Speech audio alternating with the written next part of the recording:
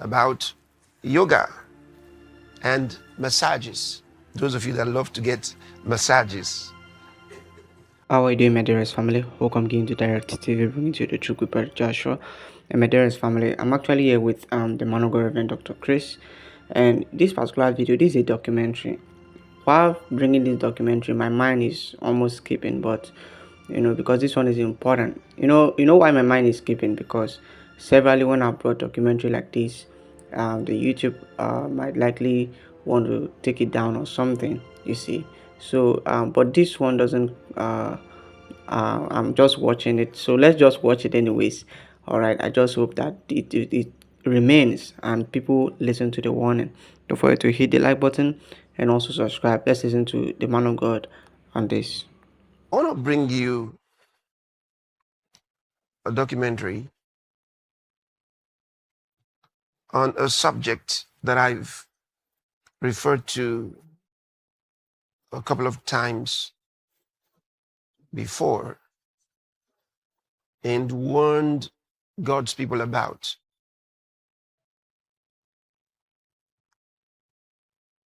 Because you have to understand the kind of deception that's out there in the world today. These things come in different forms. They're disguised in different ways. And it's all about getting your attention in the direction of Satan's agenda.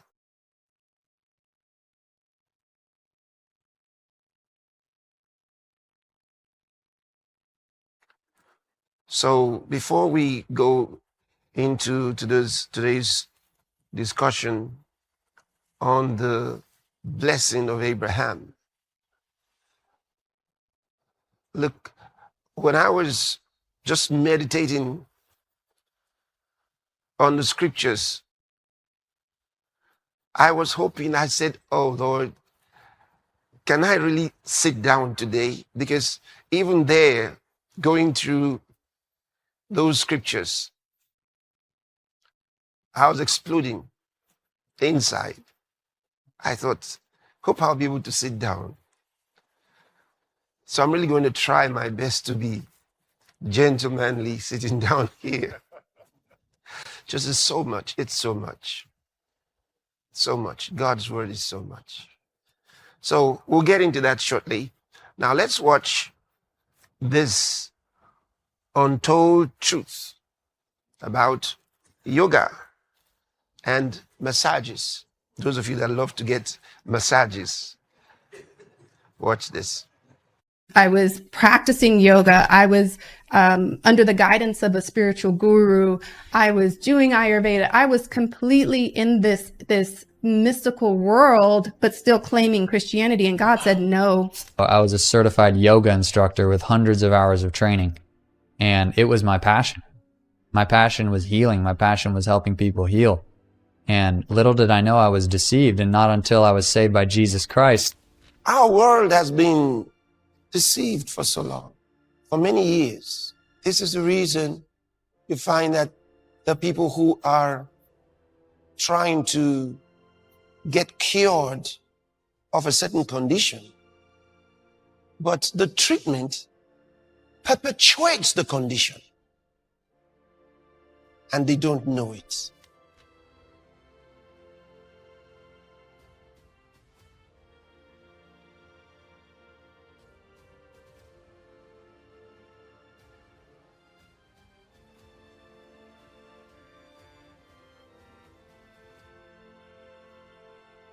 Throughout history, the world has been misled through various strategies and practices in the pursuit of good health and a better livelihood.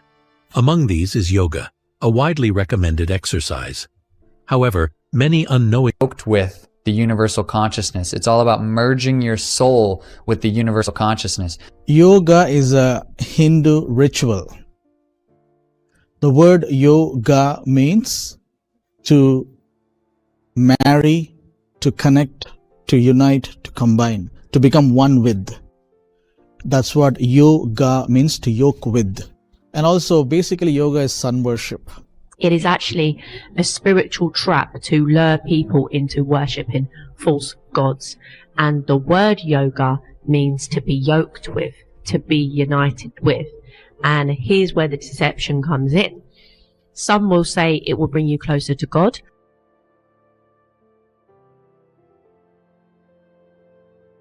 Demonic spirits. Absolutely. You know, these are subliminal messages. So they've got to go through a certain religious inclination to give us some exercise. Here's where you have to be wise as a child of God. You know, some of these things look harmless, but just so you know how these things play out. So they hijack the exercises, call them yoga, and yoga has a connotation to a certain religious background. Well, first of all, this is idolatry, because those religions. So who are they actually worshiping? They're worshiping demons. This is the biggest sin of the Old Testament, and I would say of the New Testament. When did God get really fired up at his people? When they worship false gods. You can't separate yoga and Hinduism. You can't separate, yeah. So which means then that whether they intend to or otherwise, you've got Christians practicing Eastern mysticism. Yeah. What we would call Hindu worship. They may say what they want. Yeah. But ultimately that's what they're participating in. Now, most people going to yoga studios doing yoga have no idea about this, nor do they have any really desire to do that. They're mostly there for physical exercise, for, mental health and something beneficial to their life to just stay healthy and stay flexible, which are all great things. But the thing is, you are pursuing that under a greater covering, under a greater mission of yoga, which is completely anti-biblical, completely anti-Christian, and will actually end up in extreme demonization. They don't tell you that. So they say, oh, it's normal, it's just exercise. Why do you give it that particular name? Yoga has become very popular, and the world has done a great job of marketing it as an exercise. Research shows that tens of thousands of people around the world, including Christians, now practice the exercise. There is nothing wrong with physical exercise, but these positions are teaching postures with a spiritual purpose. The true religion of yoga is much more than just stretching. So when you're doing these poses, those particular poses, and they're not ordinary poses, they're very odd and distinct. That's like sending up a bat signal to get Batman to come visit you, except it's going to be a demon that's associated with that pose. When they make those poses, they're invoking that particular demon that goes with that pose. That's what the poses were curated for. They were curated to honor false gods, and not only honor false gods, but invite and to yoke with false gods. Poses and sequences to worship the sun, to worship specific gods like Shakti and Shiva and Ganesha. So yoga stretches are not just regular stretches. The stretch in yoga, each stretch has a meaning to it. So for example, there's a pose called warrior pose, warrior 1, 2, and 3. Okay.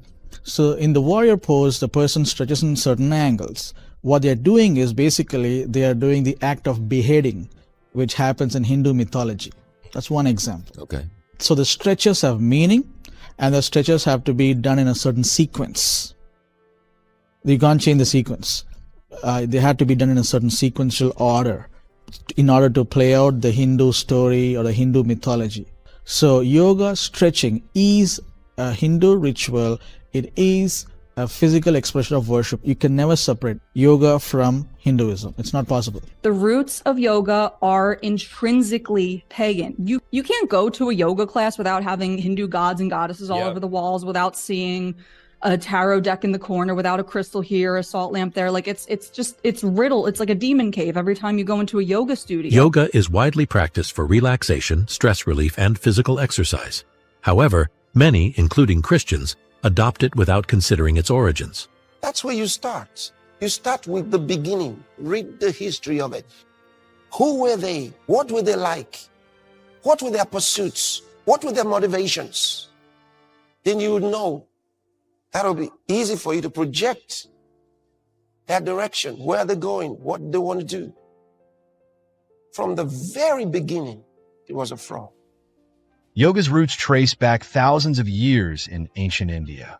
Originally, it was a spiritual practice focused on meditation. It is not known when the tradition of yoga came into existence, but on the basis of Sankhya philosophy, Patanjali compiled the sutras with precise classifications, sequences, and logic. Ancient Indians had applied a unique technique for seeking knowledge.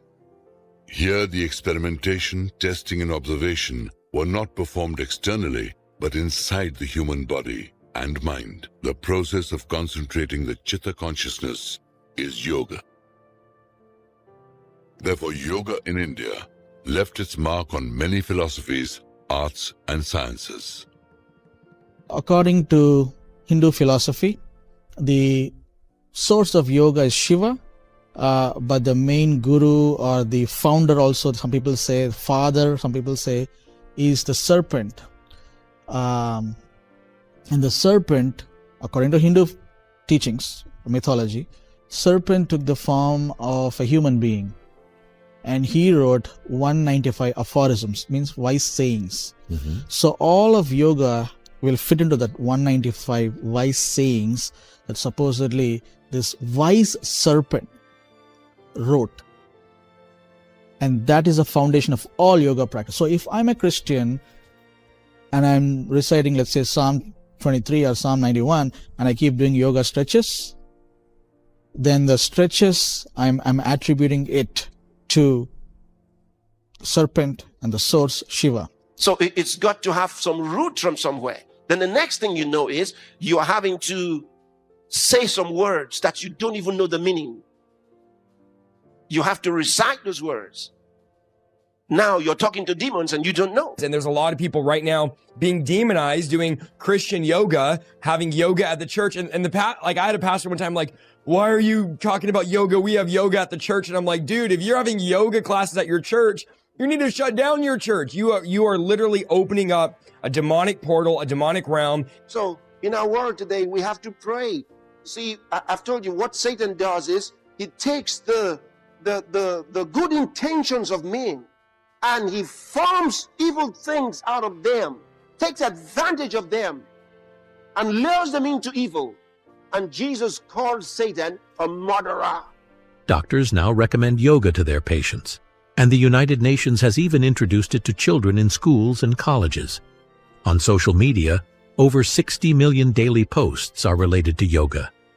In 2024, over 41 million yoga studio businesses existed in the United States, according to market research. Well, yoga promises the ability to be able to penetrate the spiritual worlds and to experience them. And so that was the attractiveness of it to me. Yeah. I wanted to know who I was, why I was alive, and most importantly, what the future held for me. You know, I want to have some level of peace of mind, you know, if work is so busy, things are so stressful. Because that's what yoga is being marketed as, sort of a health supplement to your lifestyle, you know? Sort of a healing, you know, modality to help you be more productive, to help you have better peace of mind, have better joy and happiness in life. You should not be seeking those things from yoga. You should seek them from Jesus Christ. Meanwhile, many unsuspecting Christians have fallen prey to this deception, experiencing not only physical decline, but also mental health disturbances. No one ever told me that I was participating in mysticism. I never got that option to say, yes, I'm in, or no, I'm good. And there were many times on that yoga mat where I was shaking with euphoria, or I was sobbing, like, you know, and now I know I was manifesting, like I'm sobbing on the yoga mat and I'm like, oh, I'm releasing. This is my release. But nothing was actually being released. It was just a demon manifesting. This is me at the monkey temple after the priest took me into a back room and blessed me. One of the yoga nidra classes is one of the meditations, and she's using a tuning fork on my forehead to open up my third eye. Why do you pay someone to kill you? You know, you pay them to do all this stuff to you. It's amazing how we believe some stuff. I literally had to stop and look at everything and dig deep, because everything that I thought was bringing me peace had led me to just severe anxiety, no sense of peace, dysregulated, I wouldn't say deities, but I would say demons in my home, apparitions, spiritual harassment, spiritual attacks, involuntary kundalini. I ended up in the ER. One attack dropped me down, and whatever spirit was banging my head on the floor, like for what felt like 2 minutes. And I could hear my husband saying, "What's wrong? What happened?" screaming. But I could hear. Are you actually hitting your head on the floor? I could hear him, but I couldn't. I was taken was over it like by the possession? spirit. Yeah, I was taken over by a spirit. Remember what he says, my people are destroyed for the lack of knowledge. My people, God said so. He says, my people are destroyed for the lack of knowledge. Yoga is not just the only trap created to lure people into the worship of false gods and cause damage to people. There are other deceptive practices, and one of these includes the spa and massages. You got to pain this, massage it. No! You worsen it. Don't let anybody fool you with those spas and massages. Don't let them fool you. That is dangerous to health. A lot of people don't know where their pains came from. All the massaging they did to your neck and your hands and your feet and your back and all of that, tearing of the muscles, a lot of impact. Not good for you. Not good for you. At the moment, you feel it. It's like it's nice. At the moment. Ask any doctor who knows real science. He'll tell you that what I just told you is true. We're talking about massages. They feel great when you're getting them, but do they work? And most importantly, are they really good for you? Everybody's going to get some relief in stress reduction and in pain relief, of course. Dr. Shane McGee, a doctor of internal medicine at the Kelsey-Seybold Clinic, says the biggest benefits are for stress relief and pain control.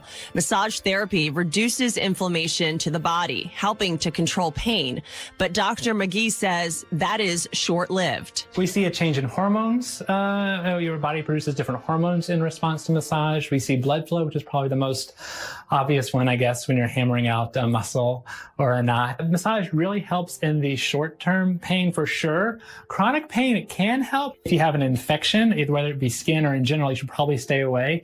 If you have this, all of a sudden, this acute pain which came up out of nowhere, that's not going to be the type of pain massage is really good for. Some side effects? Injuries. The most common injury is bruising from massages. Also, fractures. Those can occur in the ribs.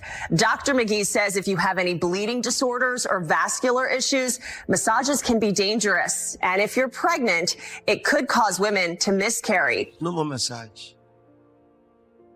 Give yourself the next few weeks without any massage. Those massages are the storehouse of the pain. Maybe you enjoy it. Yeah, but it's dangerous to your health. That's the problem. If it had no dangers and you just enjoyed the feeling, there'll be no problem. I mean, who wants to take away from you something you're enjoying so much? But the truth is, it's damaging your body.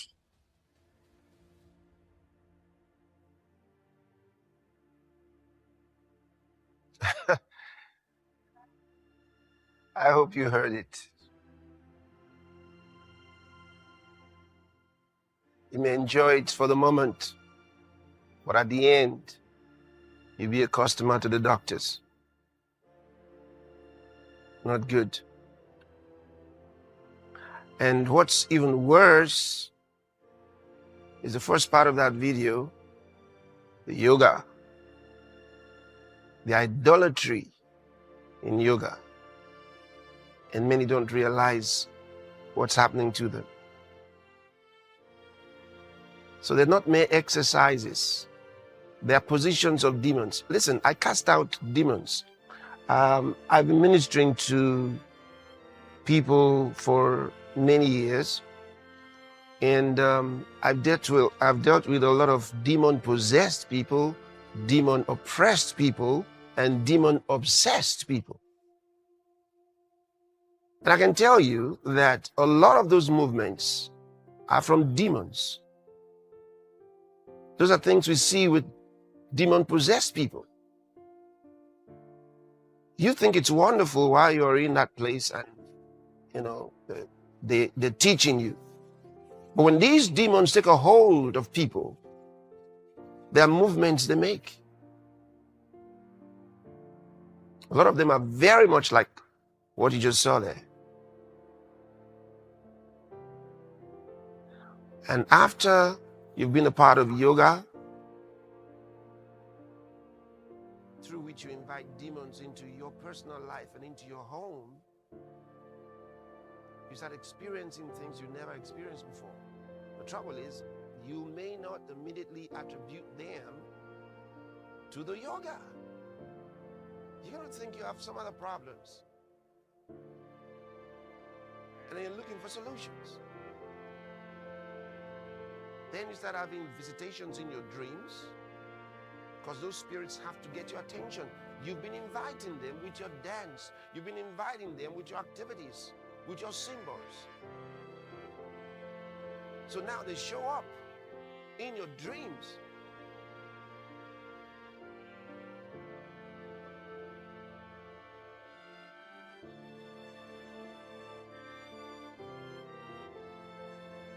You have to be careful.